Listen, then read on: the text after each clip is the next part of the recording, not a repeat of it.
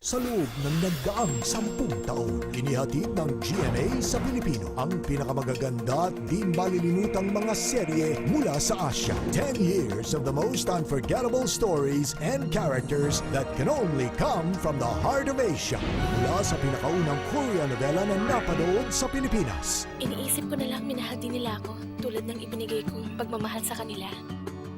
Araw-araw tayong naantig at gabi-gabing napaibig. Hindi ko sinasadyang umibig sa'yo. Nabot natin ang langit at narinig ang awit ng mga taong umiibig. Si Baby Bear ay napakaliksi. Tignan nyo, ang saya nila. Lahat nagmula sa tunay na naghatid ng kauna-unahang Korean novela sa bansa. Babae ka ba o lalaki? Alam mo bang first kiss ko yun? First kiss ko rin yun sa lalaki. Si Jamie? Niyanig ang buong Pilipinas. Ako ang babaeng pinatay mo noon, Marcel. Ako si Angeline Gu, ang dati mong asawa. Sa pinakamalalaking Korean novela taon-taon. Sugod mga kasama! Ang mga pinakamamahal Ang pangalan ko, Kim Tak-gu!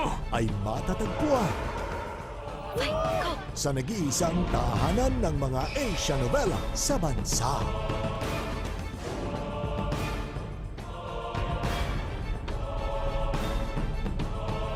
Akala mo ba nandito ako dahil gusto ko dito na rin? Baon lang kasi ako ng utang sa credit card. Ano?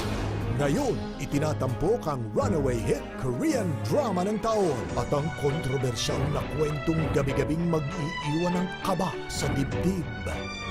Para sa ika-10 anibersaryo ng nag-iisa at di mapapantayan, The Heart of Asia, GMA.